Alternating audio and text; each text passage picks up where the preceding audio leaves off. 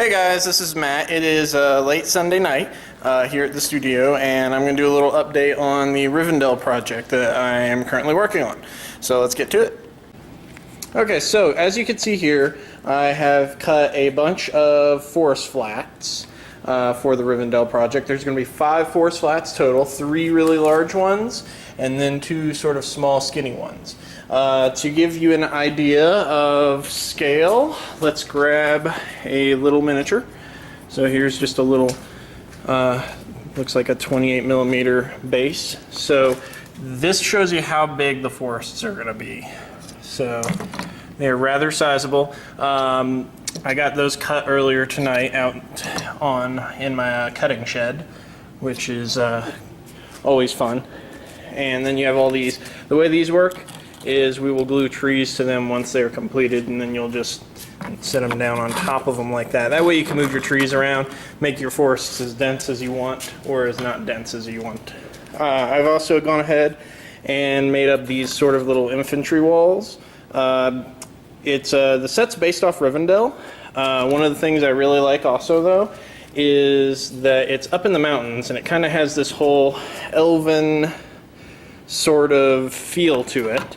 But I get this idea sort of like the outer areas around it might have ruins, similar to like Gondor. I'm not 100% certain on that, but it feels kind of like as you're approaching Rivendell, you might start seeing like settlement walls and such, maybe like the outskirts. Here's also the 2 hills that I had built. This one has been based a little bit. I just went through and did a little texturing earlier tonight when I was working on the forests. This one I did sort of like a little overhang at the edge here, so it's kind of elevated like that. I didn't get nearly as much done tonight as I wanted to. I was hoping to have the rest of the assembly finished today, but as I was sitting down designing things, this is eating up a lot of my time tonight. This is supposed to be reminiscent of the, what is it called? The 2 monolithic kings that are staring at each other at the end of Fellowship of the Ring, where you have them like in the middle of the river. But this is essentially going to be a waterfall that's going to bubble up through here. So you're going to have like flowing water coming down here into this pool right here. And I've built one of the 2 high elf kings for the set. So as you can see, he is pretty awesome looking. A combination of etching using the hot wire foam etching tool, and just cutting and carving and getting the right shapes. I put this cape on him as well. The way you do that is you take plasticard, or in my case I use for sale signs, like the plastic ones you can get for $1 or $2 at Walmart, and then you take a lighter to it and heat it up, and then you can bend it so it gets this look of like a furling cape. Honestly, that's just a neat trick that you can use on miniatures in general. So you can see all this stuff's etched into him. He doesn't look like much right now, but when he gets painted up, he'll look like this big stone-worked king, and I'm going to put some some coloring on the gems and such, sort of like they've embedded gems into him. He's also going to have another one of him standing right there. I've also been sketching up the plans for the actual manor house. That's something that I spent a lot of time on today, and it's just studying the architecture of Rivendell. You have a lot of not a lot of like cobblestone. That's the big thing. Rivendell doesn't have cobblestone so much as it has like this big, huge stone blocks, like they carved it from one piece of stone. So like all the columns look like they just took this giant piece of granite or this giant piece of whatever that really bright white stone is called, and they just carved it straight from one huge piece and then just put it in place. And then where you do see brickwork, it's like really big brickwork, which is why I did these with like the really big brick styles, because it doesn't look like they use very small bricks. And then another thing that I'm going to be doing, and I'm not going to be using this particular piece, but this styling, like this sort of styling is predominant everywhere in Rivendell. So I'm going to be carving out a bunch of these out of, I'm not quite sure if I'm going to be using plasticard yet or if I'm going to be using something else. I don't have any wood etching tools, so it definitely won't be made out of wood. But that's essentially what all the balconies are going to be like. So this little sketch here gives you an idea of what I'm going to be aiming for from the top for the townhouse. You'll have like a main area, like a main hall sort of right there, and a side hall right there with a little jutting out area. You'll have two curved walls coming in on either side. And then this is sort of like a front view sketch that I did. So like Rivendell, you're going to have a big tower that's going to be sitting off here. You're going to have some balconies coming off in this area too, some roofs, stuff like that, a walkway between the two of them up here. And then there's going to be a bunch of modular wall pieces that can go around it as well, because this is going to be based off of the Games Workshop Manor House, the Empire Manor House that they had for Warhammer Fantasy. So that's going to be pretty neat. I'm also thinking the Wizard's Tower. When that one, that's one I'm still brainstorming that one. It's a complex piece that I don't want to be just a big footprint. I want to put balconies on it, so I'm probably going to have it be multi-tiered. I'm thinking 2 tiers with it. It's going to have a big balcony close to the bottom, so probably maybe 6 to 8 inches up. And then it's going to have a secondary balcony at the very top that is going to be sort of like a lookout point, or a place where the wizard can come out and like look everywhere. For some reason, I keep thinking Isengard, but this is Rivendell, so it's going to be almost like an elven version of Isengard. So I'm going to take the Rivendell architecture and the concept of Isengard to make a really cool wizard's tower. So that is your studio update for the day. I spent a lot of time yesterday. The match with J-Ro for Infinity took a lot longer than I expected, mostly because up until now, we have been playing experienced players. So me and J-Ro, this is our first time playing Infinity, so we'd only played about 4 to 8 matches a piece. So we're sitting there looking stuff up in between taking shots of it.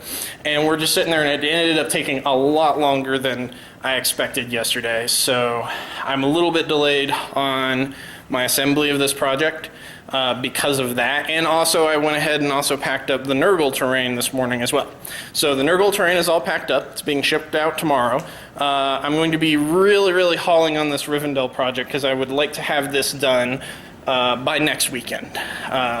That's my personal goal, is to have this one out the door, so that way we can get some fantasy bat reps on it. If you have any requests of particular types of fantasy armies you'd like to see, my Warriors of Chaos are currently not ready yet, so I can kind of look around and see what other people have and see if I can't get someone to play an interesting bat rep on this one. But yeah, just comment below what kind of armies you would like to see in Warhammer Fantasy in the future. I do plan on developing several Warhammer Fantasy armies. So far I've got Skaven and Warriors of Chaos, but I really like fantasy, so I wouldn't be against, developing another army based on your guys' votes to what you would like to see us playing.